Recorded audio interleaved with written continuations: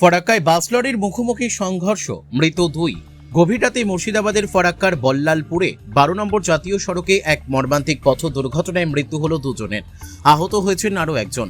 মঙ্গলবার গভীর রাতের এই ঘটনায় এলাকায় শোকের ছায়া নেমে এসেছে। স্থানীয় সূত্রে জানা যায়, মালদা থেকে কলকাতাগামী একটি যাত্রীবাহী বাস এবং বিপরীত দিক থেকে আসা ফল বোঝাই একটি লরির মুখোমুখি সংঘর্ষ হয়। প্রাথমিক তদন্তে পুলিশের অনুমান, লরিটি ভুল পথে অর্থাৎ রং সাইডে চলে আসায় এই বিপত্তিটি ঘটে।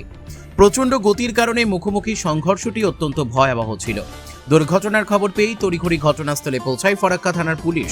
স্থানীয়দের সহায়তায় পুলিশ আহতদের উদ্ধার করে বল্লালপুর হাসপাতালে নিয়ে যায়।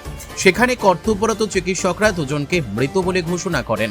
গুরুতর আহত লরির অপর এক যাত্রীকে উন্নত চিকিৎসার জন্য জঙ্গিপুর মহকুমা হাসপাতালে স্থানান্তরিত করা হয়েছে।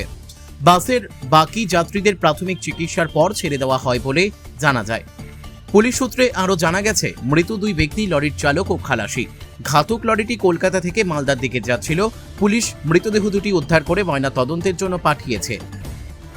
ঘাতক লরিটি বাজেয়াপ্ত করা হয়েছে এবং দুর্ঘটনার প্রকৃত কারণ খতিয়ে দেখতে ফরাক্কা থানার পুলিশ তদন্ত শুরু করেছে।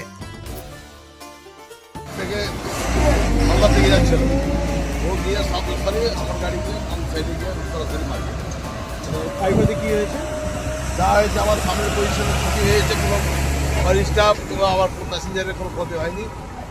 যা হয়েছে দুজন মারা গেছে সেই পিকআপ ভ্যানে দুজন মারা গেছে। তাদের বাড়ি কোথায় কিছু জানা গেছে? আমার বাড়ি ঘর কোথাকার, বাড়ি কোথাকার। এই কোন জায়গায় ঘটনাটা হয়েছে?